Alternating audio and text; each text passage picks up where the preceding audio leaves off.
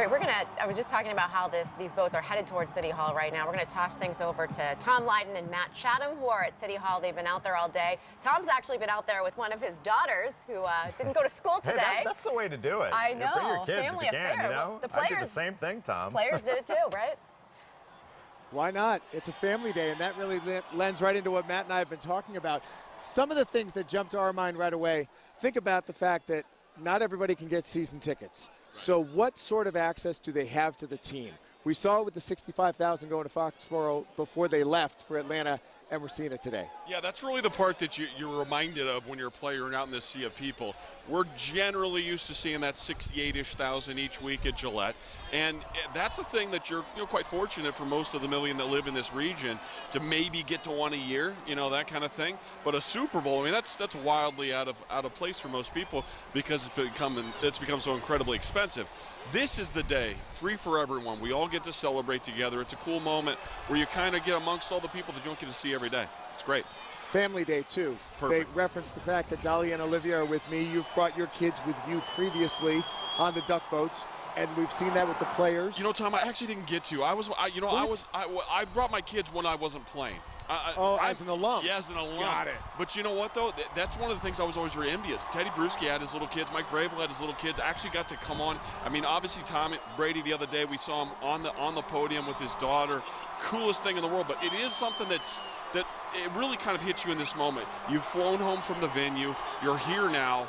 There's that gratitude with the family that, you know what, I've been a little short on time with you guys for the last 5 months.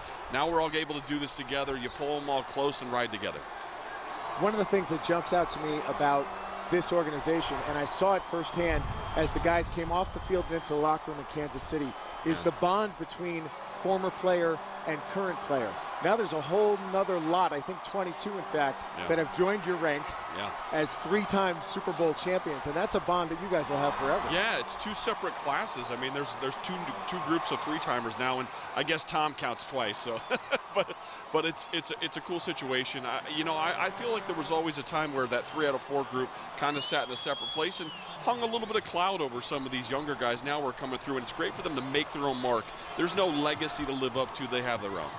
The season is so long now. It goes back not just to July training camp. It goes all the way back to the organized team activities and the mini camps that follow. And there's ups and downs and peaks and valleys, and people face criticism from the media. They obviously face criticism from the coaching staff. So tell me what it feels like, the sense of relief and satisfaction and achievement that you have when you cruise down these streets and you got fans screaming on either side of you. Yeah, that's it, Tom. One of my favorite quotes of all time was Pepper Johnson, our old position coach. You remember back from the old DVDs, 3 Games to Glory, and Pepper's yelling from the sideline, "This is why you lift all those weights." And that's really the feeling as you come down here. It's over. Job done. You do your job. That's the mantra that's hit over your head over and over again. And this is the moment where the job was completed. Again, you're hugging your wife, your spouse, your girlfriend, maybe a kid if you're so lucky, and it's like, all that work, everything that I poured into this, the times where I was doubted, quite frankly, a lot of players are going to sense that, where maybe there was a pocket in October where your job was at issue or your role went up and down if you're one of the star players. But when you put it all out there and you get the victory, it flows right over you. You've done what you set out to do. So as you would imagine, both sides of the street line, I would say at least, I'm not exaggerating when I say 20, 25 deep. They're throwing Nerf footballs back and forth. Everyone's having a good time. We have the sunny side of the street. We have the shady side of the street. And I think officially, maybe one of our weather people can look it up, I think it is warmer today than it was on Halloween when the Red Sox rolled through. Yeah, certainly one of the warmest I ever recall for a Patriots one. We were always a little bit freezing up there on top, but that made it fun too. You bundle up and have a good time, but you get the great sun out here. You get, again, sort of that opportunity to see the smiling faces. That's the thing that's cool about the way they do the duck boats. We creep along, we stop, you pause, you spend some time with a different group, then you go to the next, you stop, you pause, they play a different song. I love that. Music blaring out the back, and you get to interact and engage. This isn't just a fly through and wave.